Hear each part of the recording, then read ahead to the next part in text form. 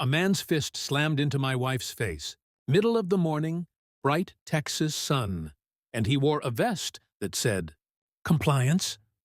Emily wasn't looking for a fight. She was looking for weeds. My wife's a school teacher, the kind of woman who grades essays with one hand and stirs spaghetti sauce with the other. That morning, she was crouched by our roses in her white gardening shirt, hair pulled back, dirt smudges on her cheek. Perfectly ordinary Tuesday, until she spotted the notice. A neon red slip of paper taped to our fence, bold letters screaming violation. Fence 2 inches too tall, flag display unapproved. Fines escalating in 72 dollars. Hier den Tod hier tiod arn. Emily read it twice, then pulled out her phone. "We're not dealing with this blind," she muttered. That's her teacher instinct, document first, argue later. 15 years married to a Navy man taught her the same rule. Evidence keeps bullies honest. That's when they arrived. 2 men in tactical vests strutted across our lawn like they were clearing a combat zone. The first, Vince, was built like a nightclub bouncer, but sweating through his vest zipper. The second, Tony, had muscles but no discipline. His fake badge hung crooked, as if even the metal was ashamed. "Ma'am? Stop recording enforcement action immediately," Vince barked. His voice tried for command but landed somewhere between mall cop and karaoke tough guy. Emily didn't even flinch. She's told off 6th graders with more authority. She kept the phone steady, her voice calm. "This is my property. You're on camera." That should have been the end of it. But Tony's jaw tightened, his fist clenched. He took 2 steps forward and swung. The sound of his punch cracked like a gunshot across the cul-de-sac. Emily's head snapped sideways, her phone spinning into the grass. The screen shattered but kept recording, lens still catching everything. She stumbled, one hand flying to her cheek. A red bloom spread across her face. Blood glistened at the corner of her mouth. She didn't cry, didn't scream. But her eyes went wide in shock because who expects to get punched over a fence notice? The neighborhood froze, curtains twitched. Mrs. Rodriguez's garden hose went limp in her hand. Somewhere a dog barked and stopped mid-howl. Everyone heard it. Everyone knew something had just crossed a line, and something inside me snapped. 15 years of marriage, 3 combat deployments, and I had never seen Emily hurt like that. The fury that tore through my chest was white-hot, blinding but steady. The kind of rage that doesn't shake hands. It breaks them. The screen door slammed behind me. That single sound was enough to turn heads. I didn't wear a uniform anymore, just an old faded Marine Corps t-shirt, jeans and bare feet on the porch. But posture is its own kind of weapon. Weight balanced, shoulders square, breathing controlled. The air itself seemed to change. The 2 officers stiffened, their swagger evaporating as fast as the morning dew. "I'm a Navy SEAL," I said evenly. Not shouting, not bragging, just fact. "You just assaulted my wife." "Bad decision," Vince sneered. But I saw it. The flicker of doubt in his eyes. Tony's fists wavered. Then my voice shifted. The tone I'd used overseas, the one that stopped armed men in their tracks. Calm, cold, final. "Stand down. Hands where I can see them." "Last warning!" The command hung in the hot Texas air like a drawn blade. But instead of surrender, Vince lowered his head and charged. Vince came at me like a linebacker chasing glory. No strategy, no control. Just raw speed and the fantasy that bulk equals power. I pivoted left. Years of drills turned the move automatic. His shoulder missed me by a mile. Momentum carried him forward, his boots tangling on the porch step. The next sound was sickening, his face colliding with the wooden riser, followed by a howl of pain. When he rolled over, blood was streaming from his nose, staining his vest and soaking the grass beneath him. Tony, seeing his partner sprawled out, decided fists would do what fake authority couldn't. He came swinging wild haymakers, telegraphing every move like a kid shadowboxing in a mirror. I ducked once, twice, then sidestepped. Gravity finished what his fist couldn't, He toppled into our sprinkler system, the jet smacking his jaw sideways with a cruel snap. His groan turned to garbled nonsense, words spilling from his mouth like mashed-up vowels. Drool mixed with water streamed down his chin. Both men were down in less than 30 seconds. Emily's phone lay in the grass, lens cracked, but still recording. It had caught everything. The swing, the punch, the stumble, the blood, every frame of it. Digital proof against these imposters. She picked it up, wincing, the swelling on her cheek already darkening. Her voice shook, but didn't break. "Still rolling," she whispered. "That's my wife." Stronger than most men I've fought beside, our neighborhood was wide awake now. Agnes peeked from behind her lace curtains, iPad in hand, filming like her life depended on it. Carl from next door leaned on his wrench, staring in disbelief. "Mrs." Rodriguez stood frozen with her watering can, eyes wide as saucers. The scene had transformed from backyard squabble to live courtroom evidence. Vince groaned, clutching his face. "You broke my nose." His voice cracked high. Like a teenager discovering puberty twice, the vest zipper finally gave up, bursting open to reveal a T-shirt underneath. "World's greatest dad." The irony stung harder than my punch. Tony tried to mumble something about under arrest, but his dislocated jaw turned it into incoherent slush. He looked less like a tough guy and more like a toddler drooling after biting his tongue. I didn't gloat. I didn't strike again. I just pulled out my phone and called 911. "This is Jack Harper at 2147 Magnolia Drive. I need law enforcement and EMS. 2 men assaulted my wife on private property. Both require medical attention. Because that's what adults do. Even when idiots try to play soldier on your lawn." As I hung up, something caught my eye. Vince's phone lying in the grass, screen glowing. A text message notification pulsed across the cracked display. "Boss lady, use force if needed, Jay." Time-stamped 2 minutes before the assault. Emily leaned closer, her phone camera catching the evidence. Her swollen cheek trembled, but her eyes gleamed sharp. "Got it," she whispered. The sirens wailed in the distance. Growing louder with each heartbeat, our neighbors whispered among themselves, eyes darting from the bleeding enforcers to the glowing phone in my hand. I felt my jaw tighten. Whoever Jay was, this wasn't random. Someone had ordered this. Someone thought assaulting my wife over fence height was a strategy. Emily's fingers brushed mine. Her voice was soft but steady. "That's our first lead," I nodded. And for the first time since the punch landed, a cold smile spread across my face. This wasn't about fence violations anymore. This was war. By the time the sirens cut through our street, Magnolia Drive didn't look like a neighborhood anymore. It looked like a battlefield. Vince was curled on the grass, groaning through the blood soaking his vest. Tony sat against our sprinkler post, jaw askew, muttering half-words through a stream of drool. Sprinkler water sprayed arcs behind him, glittering in the Texas sun like some cruel backdrop. Emily, swollen cheek glowing red, kept her phone camera steady, filming everything. Neighbors had gathered now. Some filmed with their own phones, others whispered, trading theories like gossip at a Sunday market. But no one moved to help the enforcers. Nobody wanted to side with men who just punched a teacher in her own yard. Then came the voice I'd been waiting for. "Jesus, Jack, what the hell happened here?" Ray Delgado, my neighbor 2 houses down, strode across the lawn in cargo shorts and a Hawaiian shirt, the uniform of retirement. His handshake was firm, his eyes sharp, the kind of eyes that had seen enough crime scenes to know truth from performance. He was an ex-cop, 25 years on the force before HOA drama ever touched his life.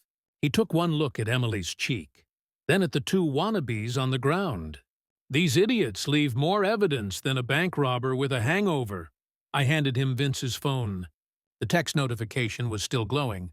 "Boss lady, use force if needed." Ray whistled low. "You've got yourself a smoking gun."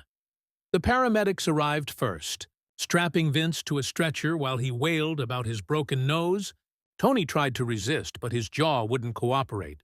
Their tactical vests looked ridiculous against the clean white ambulance sheets. Then the cruisers rolled up. Blue and red lights painted our manicured lawns like a crime scene.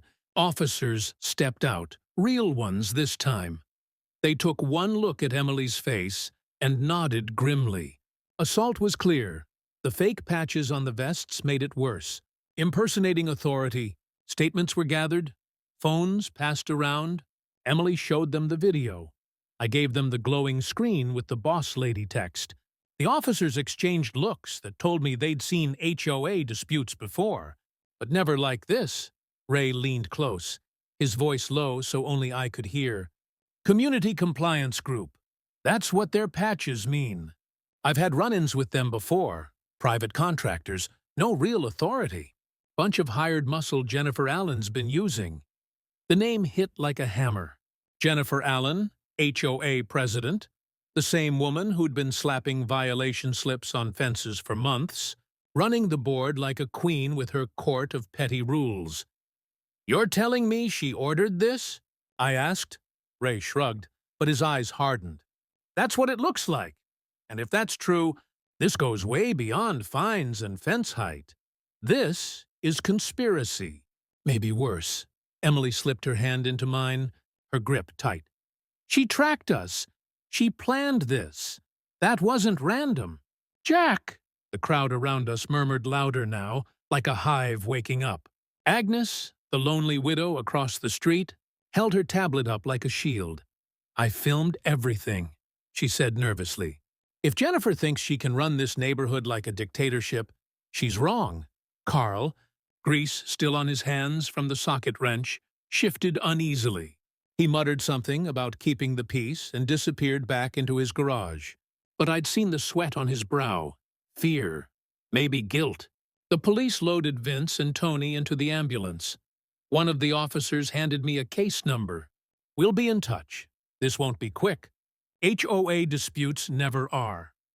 But this wasn't an HOA dispute anymore. This was war on our front lawn. As the cruisers pulled away, Ray crossed his arms, eyes locked on Jennifer Allen's house down the block. Curtains drawn, porch empty, silent as a bunker before a siege. She won't stop here, Ray muttered. Trust me, Jack, I know her type. Jennifer doesn't back down. She doubles down. Emily's swollen cheek brushed against my shoulder as she leaned in. Then we hit back harder. I nodded, the weight of it all settling in my chest. We weren't just defending our fence anymore. We were defending our family, our neighbors, maybe the whole community. And Jennifer Allen had just fired the first real shot. That night, after the ambulances were gone and the neighborhood settled into uneasy silence, our doorbell rang, Emily opened it, and there stood Agnes Porter, our widowed neighbor with lace curtains and 47 cat photos. She clutched a manila envelope to her chest like it was radioactive. Her hands trembled, but her chin was set with unusual resolve. I can't keep this to myself anymore, she whispered. We ushered her inside. She sat at our kitchen table, eyes darting to the window as if Jennifer Allen herself might be lurking outside. I've been helping her, Agnes admitted, her voice shaking. Jennifer made me feel important, said I was her eyes and ears. She'd asked me to note who came home late, who had visitors, who left their trash bins out too long. I thought it was harmless gossip. Until today, she slid the envelope across the table. Inside were dozens of photos, pages from a black composition notebook, each captured on her phone, dates, addresses, dollar amounts, personal notes written in Jennifer's neat looping script. Emily spread them out like puzzle pieces. My stomach turned cold. Each page was meticulous, columns labeled name, violation, amount, leverage. Beside each entry were details no HOA should ever have. Mrs. Chen, purple mailbox, $500, recent divorce filing, Rodriguez family, flag height, $300, custody battle ongoing, Delgado, barking dog, 75, retired cop, limited income, leverage, and then the one that hit hardest. Mitchell, Carl, Deck permit plus late fees equals $12,500. Leon filed high compliance potential. I looked at Emily. Her bruised cheek made her look like a fighter who refused to quit. She's not managing a neighborhood. She's running an intelligence operation. Agnes nodded miserably. She called it her control system, said every community needs pressure points to keep order. She made me believe it was for stability. But it was always about control. Ray arrived just in time to see the spread of papers. He scanned one page, whistled low. This isn't HOA management. This is racketeering. She's tracking vulnerabilities like a mob boss. I clenched my fists, the anger rising again. And she ordered those thugs to punch my wife. Emily touched my arm gently. We've got proof now, Jack. Hard proof. Agnes's voice cracked as tears welled in her eyes. I didn't know she'd go this far. I swear I didn't. But after today, I couldn't live with myself if I stayed quiet.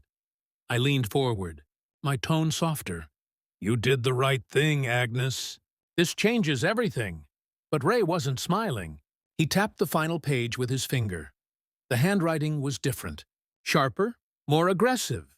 At the bottom, underlined twice. Phase 2. If legal fails, escalate pressure. GL backup plan ready. Ray looked up at me, his expression grim. She's not acting alone.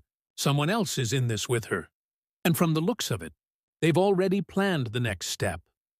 The kitchen went silent, except for the hum of the fridge.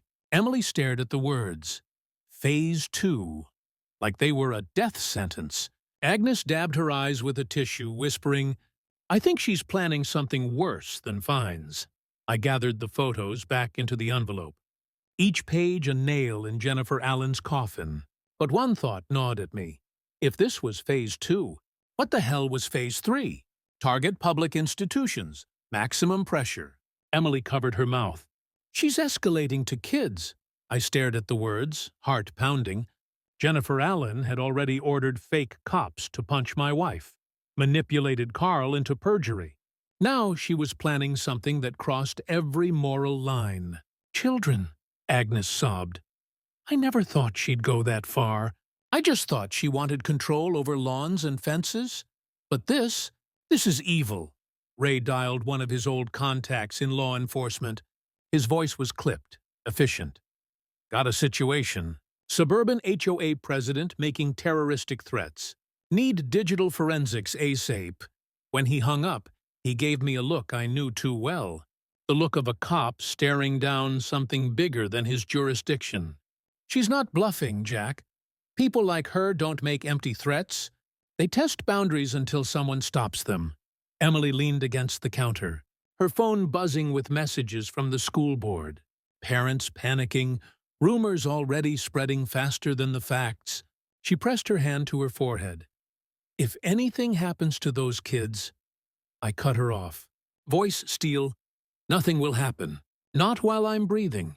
But even as I said it, doubt crept in.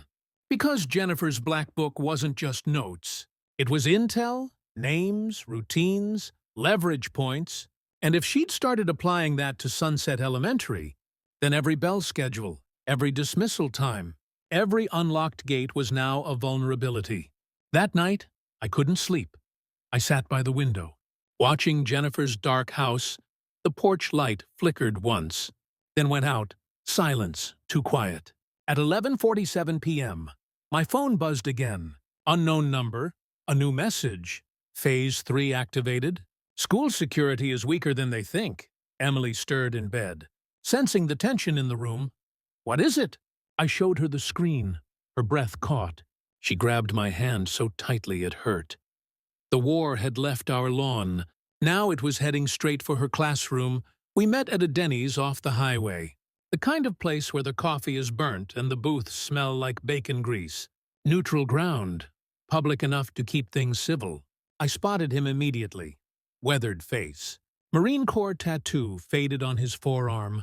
A limp in his step that screamed old combat injury. He slid into the booth across from me without a smile. Just a firm nod. Jack Harper, he said, his voice gravel rough. Greg Lamb. I'm Jennifer's ex." That name hit like a round to the chest. GL, backup plan ready. "You've been watching?" I asked. He sipped his coffee, grimacing. 15 years married to her. You learn to track patterns. She's been escalating for months. After what she pulled with your wife, I couldn't sit on the sidelines. He pulled a manila folder from his trucker jacket and slid it across the table. Inside, bank statements, phone logs, email printouts, evidence spanning over a decade. She told everyone I died in a training accident. Easier than admitting she drove me out, he smirked bitterly. What she didn't count on was me keeping receipts. I flipped through the pages. Payments from HOA accounts to shady outfits with names like Community Compliance Group and Legal Intimidation Services. Transfers from joint accounts she never closed after their divorce. Thousands funneled into her private enforcement empire. But the real bombshell wasn't paper. It was audio. Greg set an old smartphone on the table, pressed play. Jennifer's slurred voice filled the booth. Drunk but unmistakable. "Greg, you bastard! I'll destroy anyone who reminds me of you. Military types think they're so tough. I hired those compliance idiots to teach that SEAL's wife a lesson. She deserved it for filming my enforcement action." Emily's bruised cheek flashed in my mind. My grip tightened on the table. "She called me every month," Greg explained. "Always drunk, always threats. 2 years ago, I started recording. I knew someday she'd go too far." He played another clip. Jennifer again, venom dripping. "Carl's weak. Debt makes people useful. Phase 2 worked. Phase 3 will break them all. Maximum impact." The hairs on my neck rose. This wasn't just an HOA tyrant. This was a woman orchestrating operations like a battlefield commander.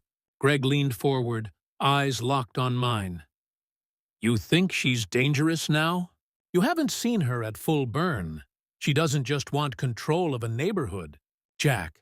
She wants to crush anyone who reminds her of me. You, your wife, any military man she can't bend." He slid over a USB drive. "Everything I've got, emails, recordings, bank records, enough to bury her." I pocketed it, my mind racing. Why now? Why step in? He stared out the window at the neon Denny's sign, flickering. "Because Phase 3 isn't theory anymore." She texted me this morning, said school security was weaker than they think, said maximum impact was coming. He paused, voice low. "You've seen what she's willing to do. If we don't stop her, the next headline won't be about HOA drama. It'll be about kids." For a long moment, neither of us spoke. The diner noise faded, replaced by the weight of his words.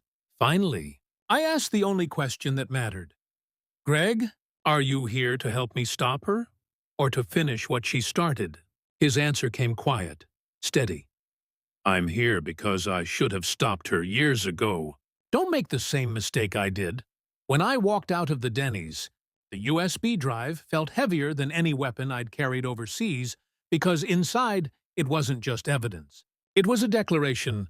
Jennifer Allen had declared war on more than fences and flags, and she wasn't finished. The community center had never been this full. Folding chairs lined the walls, neighbors packed shoulder to shoulder, voices buzzing with rumors. No sleepy talk about sprinkler schedules tonight. No polite debates about mailbox paint. This was a war council. Emily and I arrived early.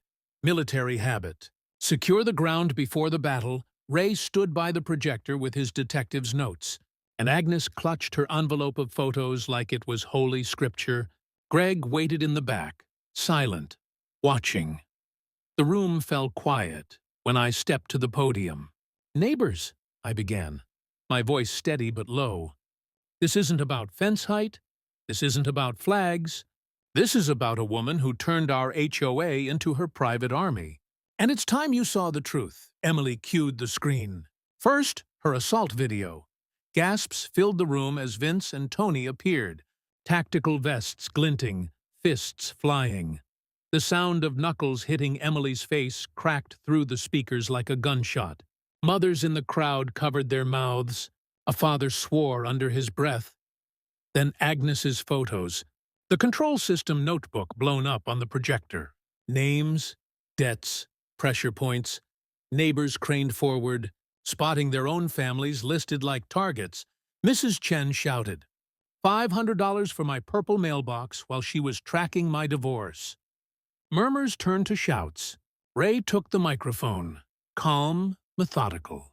Jennifer Allen diverted more than $15,000 of your dues, payments to fake enforcement, intimidation services, private investigators. This wasn't community management. This was racketeering. Finally, Greg stepped up. He pressed play on his recording. Jennifer's slurred voice poured through the speakers. I hired those compliance idiots to teach that SEAL's wife a lesson. Military types think they're so tough, but everyone breaks when you apply enough pressure. Silence. Then the explosion. Neighbors rose to their feet, shouting over each other. She hit a teacher. She threatened kids. She stole our money. At the front row, Mrs. Patterson, the quiet vice president, banged the gavel like a drill sergeant. Order! By bylaw section 7-4, I call for a vote of no confidence in President Jennifer Allen. Hands shot up like fireworks. 52 for removal. 1 abstention from the new guy on Oak Street who barely knew what was happening, and exactly 1 against. Jennifer's. It was over. Or it should have been. Jennifer lunged for the microphone, her hair wild, eyes burning with manic intensity. You fools! She screamed. You think you're safe without me? I built this neighborhood. I kept order. Without me, your property values will rot. Your families will collapse. You need someone strong enough to make the hard choices. 2 volunteers moved to escort her out, but she tore free, spinning to face us all. You think removing me stops anything? Her voice dropped to a hiss, chilling the room. Phase 3 doesn't need HOA authority. I've got resources beyond this pathetic subdivision. Connections you can't even imagine. Her smile was venom. And it's already begun, the room erupted. Panic, shouts, demands. Parents grabbed their kids' hands. Neighbors clustered in groups, whispering fears about what Phase 3 meant. Ray barked orders like he was back on the force. Families with school-age kids, coordinate carpools, check your locks. No one walks alone at dismissal. We treat this like an active threat until proven otherwise, Mrs. Patterson tried to restore order, voice shaking. Per bylaws, the board must appoint an interim president immediately. I nominate Jack Harper. Hands flew up again. Unanimous this time. The gavel slammed. Jack Harper is interim president. Agnes Porter, community liaison.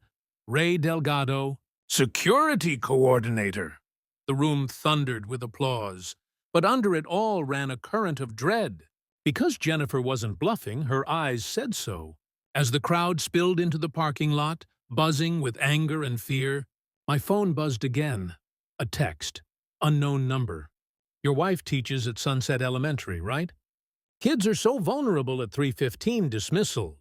A friend. My blood froze. Emily saw it too. Her hand clamped around mine. Jennifer's Phase 3 wasn't a threat on the horizon. It was already here. The text message glowed on my screen like a live grenade. Your wife teaches at Sunset Elementary, right? Kids are so vulnerable at 3:15 dismissal. A friend. Emily's face drained of color. Her fingers trembled as she clutched my hand. Jack, they know my schedule. They know the kids. I had faced mortars in Kandahar, ambushes in Helmand, but nothing chilled me like this because insurgents came for soldiers. Jennifer was aiming at children. Ray was already dialing his old precinct. This isn't HOA business anymore, he barked into the phone. We've got terroristic threats tied to a school. I need federal ears on this fast. Agnes hovered nearby, wringing her hands, whispering, She can't. She wouldn't. Not children. But the tears in her eyes said she believed it. I pulled Emily close. We lock this down. Every message, every photo, every recording straight to law enforcement. By noon, Squad cars were crawling our neighborhood. Officers interviewed families on porches, took copies of Agnes's black book photos, pulled digital forensics from my phone. A detective from the sheriff's office leaned close and muttered, "Threatening schools? That'll trigger FBI in less than 24 hours." Word spread like wildfire. Parents yanked kids out of Sunset Elementary early. Minivans lined the street hours before dismissal. Teachers stood at the gates with anxious faces. Scanning every stranger twice, Emily tried to stay calm, but I could see her teacher's heart breaking. They're supposed to feel safe in school, Jack. And now they're looking over their shoulders. That evening, the community center buzzed again. No agenda, just raw fear. Mrs. Patterson banged the gavel, but couldn't quiet the room. Everyone talked at once. What if she has people watching the school? My daughter walks home. What if... Do we need armed patrols? Ray stepped up, his voice sharp. Listen up. Until authorities resolve this, we act like a unit. Parents, coordinate pickup groups. No kid walks home alone. We rotate watch at the school. No exceptions. Murmurs of agreement rippled. But the fear didn't fade. Greg finally spoke from the back, his voice cutting through the chaos. Jennifer's not bluffing. She thrives on leverage. When fear stops working, she escalates. I lived with it for 15 years. This, he gestured at the frantic room, this is exactly what she wants. All eyes turned to me. Interim president, husband, veteran. The man whose wife was the target, I stood, scanning the faces of neighbors I'd fought beside in this suburban war. Phase 3 isn't just about my wife. It's about control through terror. We can't give her what she wants. We document everything. We protect each other. And we trust that evidence will bury her in court. For a moment, the room steadied, fear replaced by resolve. Then my phone buzzed again. Another unknown number. A new message. Phase 3 activated. School security weaker than they think. Maximum impact tomorrow. Emily gasped. Ray cursed. Greg slammed his fist on the table. And in that moment, every parent in the room realized tomorrow wasn't theory. Tomorrow was a countdown. The Polk County Courthouse looked more like a stage than a hall of justice that morning.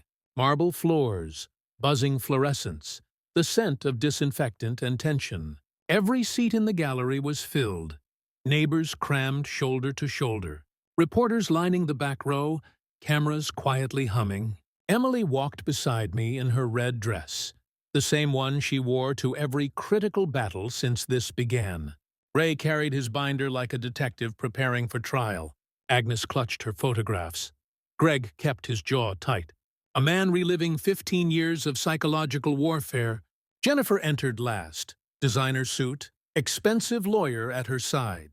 Her eyes scanned the crowd like a queen surveying traitors. When she saw me, her lips curved in a cold, knowing smile. Judge Martinez called the room to order. This hearing concerns allegations of harassment, misuse of HOA funds, intimidation, and threats against Sunset Elementary School. Ray took the stand first, calm, methodical, presenting Emily's assault video. The courtroom winced as the punch replayed on monitors. You could hear the gasp ripple when Emily stumbled back, phone flying, cheeks swelling red. Next came Agnes's black book photographs, projected large on the courtroom screens. Neighbors shifted uncomfortably as their own names and pressure points appeared in Jennifer's handwriting. One juror muttered under his breath, "Jesus." Greg rose, voice steady despite the weight. I was married to Jennifer Allen for 15 years. This pattern, financial manipulation, intimidation, escalating threats, is not new. It's who she is when challenged.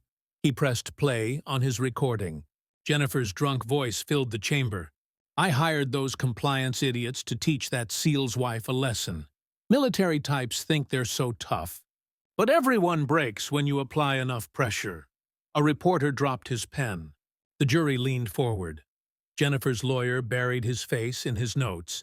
When Jennifer finally took the stand, against her lawyer's advice, her mask slipped. I did what had to be done, she spat. I protected property values. People like Jack Harper think their military service means they're above the rules. He's a danger, violent, unstable. Ray cut her off with cold precision.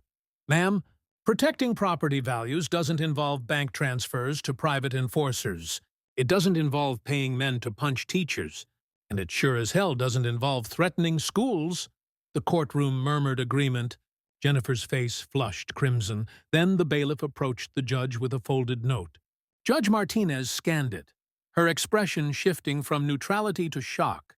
Mrs. Allen, she said slowly, this court has just been informed that the anonymous threat sent to Sunset Elementary has been traced to your personal cell phone. Gasps exploded through the room. Reporters scrambled. Neighbors stared in disbelief. Jennifer shot to her feet. That's a lie. Someone planted it. Greg set me up. But Greg only shook his head, calm as stone.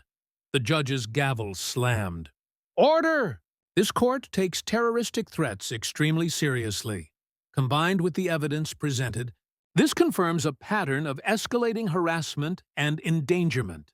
Jennifer's composure shattered. She shrieked, lunged against the bailiff's grip, screaming accusations at everyone. Me, Greg, even Agnes. You're all conspiring. You'll regret this. You don't know what I'm capable of. The jury didn't flinch. The neighbors didn't believe her. The evidence had spoken louder than her hysteria ever could. When the verdict came, guilty on harassment, intimidation, misuse of funds, assault by proxy, and terroristic threats, the room exhaled as one.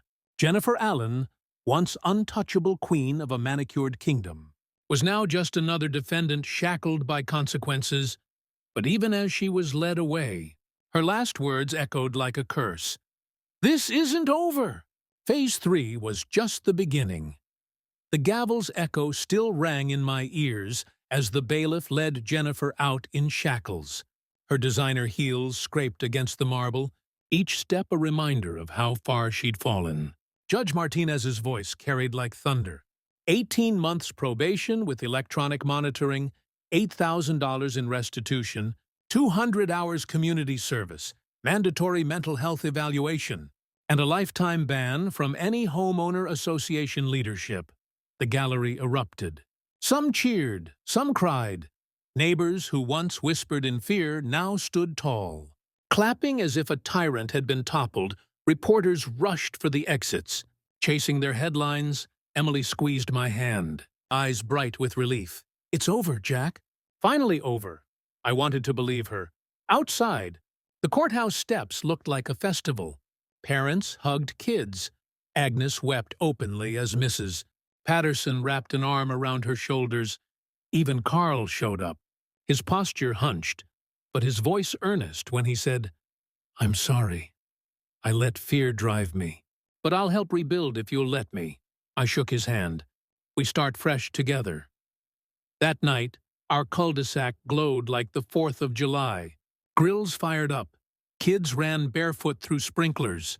Neighbors toasted with cold beer, laughing for the first time in months. The weight of Jennifer's shadow had finally lifted. But when the laughter faded and Emily tucked herself under my arm on the porch swing, Ray cleared his throat. His Hawaiian shirt rustled as he shifted uncomfortably. Jack, he said quietly, there's something you ought to know. The porch light caught his face, weathered, honest, but with a flicker of something heavier. You remember that school threat message? My chest tightened. The one traced to Jennifer's phone. Ray nodded slowly. After she sent that Phase 3 text to Greg, I had access to her confiscated device. I might have forwarded a message from her phone to yours, just to make sure the court saw how far she was willing to go. Silence settled like a heavy fog. Emily's eyes widened. Ray, you mean... I didn't fabricate her malice. Ray cut in quickly. She was escalating. She did threaten violence. But I nudged the narrative forward, gave the system no wiggle room to treat her like some overzealous HOA president. They had to see her for what she really was. I leaned back, studying him, part of me burned with unease. Evidence tampering was a dangerous game, but another part of me understood this was war by another name. And in war, sometimes you needed a push to end the threat. Emily whispered, "So justice was engineered." Ray shook his head. Justice was protected. She'd already crossed every line. All I did was make sure she couldn't wriggle out through technicalities. I stared at him a long moment. Then a slow, grim smile tugged at my mouth. "Remind me never to get on your bad side." "Ray," he chuckled, the weight easing from his shoulders. "Fair enough, out on the lawn." Agnes laughed with real friends for the first time in years. Carl helped string up lanterns, maybe seeking redemption, and for the first time in months, I let myself believe this neighborhood might heal. Still, Jennifer's last words haunted me. Phase 3 was just the beginning. Maybe she meant it. Maybe it was bluster. Either way, the fight had shifted. She was gone. The community was free. And if another threat ever came knocking, we'd be ready. Because some neighborhoods don't break. They get stronger. Jennifer Allen's house sat dark for weeks after the verdict. The once pristine lawn grew patchy. The mailbox leaned crooked. And for the first time in years, no one received a violation notice in the mail. The sold sign went up fast. By the time moving trucks pulled into the driveway, the neighborhood had already changed. We had block parties again. Kids played tag until sunset, without parents scanning the street for compliance patrols. Agnes baked cookies for half the cul-de-sac.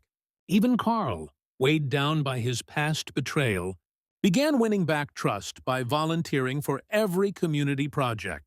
Emily's bruise faded, but her fire didn't. She started leading a parent safety committee at Sunset Elementary. Every dismissal was now coordinated like clockwork. No child ever walked home alone. Ray called it the best neighborhood watch this county's ever seen. One evening, as I flipped burgers at a backyard cookout, I watched neighbors laugh together. Lanterns glowed in the trees. Music floated from a Bluetooth speaker. For the first time in months, it felt like home again. Emily leaned against me, whispering, "Think we'll ever go back to normal? You know, arguments about sprinklers and dogs barking." I kissed her forehead. "Maybe, but at least now there'll be honest arguments. Not psychological warfare," we both laughed.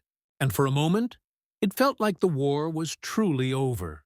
But peace never lasts forever. 2 weeks later, the moving truck rolled up to Jennifer's old house.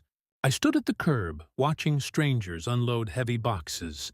Not furniture, equipment, security cameras, satellite dishes, tall metal cases with padlocks. The new neighbors weren't chatty.